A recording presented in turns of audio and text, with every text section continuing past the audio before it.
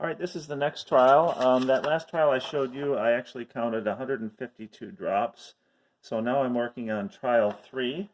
I'm at 100 drops so far, so let's just continue. I'll try to not have my arm blocking the way here so you can see the color change.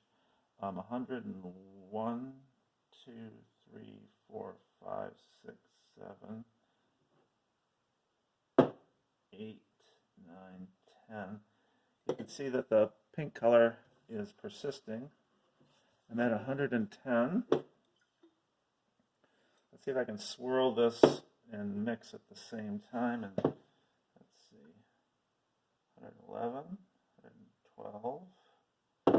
Maybe I can use this.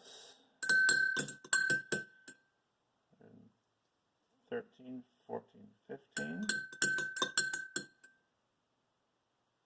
16, 17, 18, 19, 20. You can see it's taking a little bit here. 121, 122, 123, 124, 125. Can you see that pink color on the... Yeah, I guess you can. 126, 127, 128, 129, 130. So let me just write that down so I don't forget it.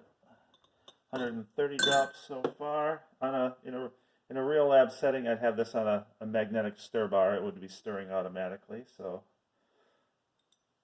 this still works. It's just kind of crude, you know. 131, 132, 133, 134, 135. It's persisting longer and longer. Just need to be patient because you don't want to overshoot it. 136, 137, 138, 139, 140.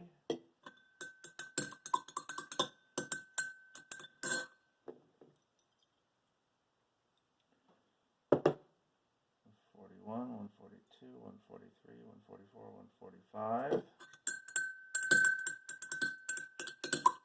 No.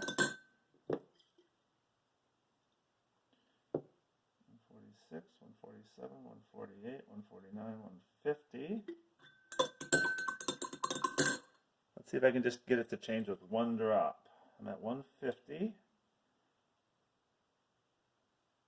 151.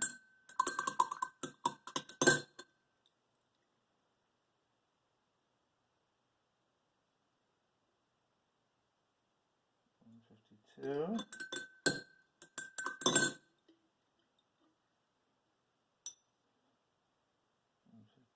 153.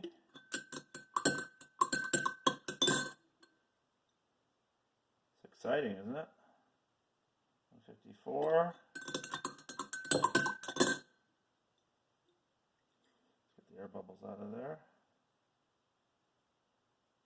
155.